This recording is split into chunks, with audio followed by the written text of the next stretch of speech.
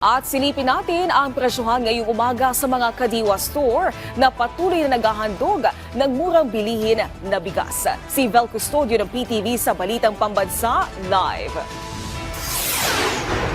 Naomi, tuloy-tuloy pa rin ang pagsisikap ng pamahalaan para mapababa ang presyo ng bigas. Kagaya na lang dito sa public market o sa Kamuning Public Market kung saan mabibili ng 40 pesos kada kilo ang rice for all ng kadiwa ng Pangulo. Pero bukod diyan, nakatakda rin maglabas ng mga bagong variety ng bigas na mas mababa ang presyo.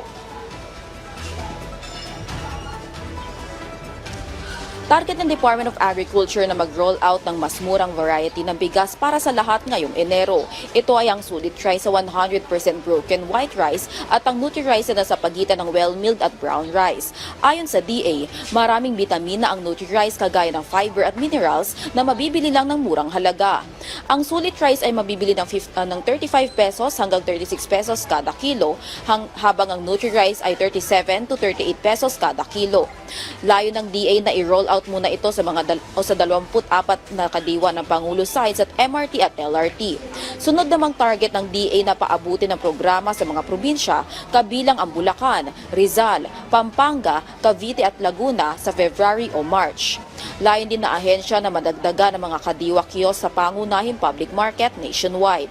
Sa ngayon, available ang kiosk dito sa Kamuning Public Market, Malabon Central Market, Nulas Piñas City Public Market, Pasay City Public Market, Guadalupe Market, MRT North Avenue Station at LRT Monumento Station.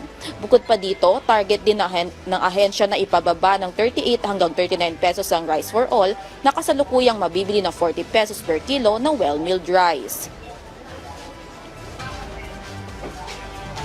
Naomi, sa pag-iikot ko dito sa Kamuning Public Market, nasa 40 to 48 pesos ang presyo ng local well-milled rice habang aabot naman ng 58 pesos ang presyo ng iba pang uri ng bigas. Kaya naman malaking tipid ang napipintong rollout ng Nutri at Sulit Rice. Mula sa People's Television Network, Vel Custodio, Balitang Pambansa.